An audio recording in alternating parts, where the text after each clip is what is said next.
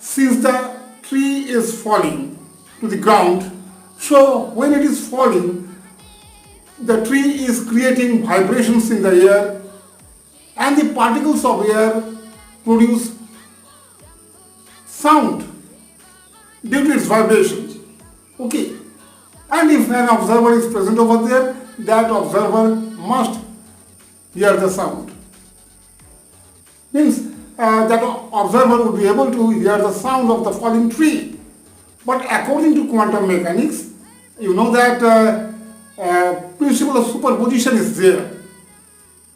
Any system or any quantum system always exists in a combination of so many states simultaneously, so many possible states. So if we talk about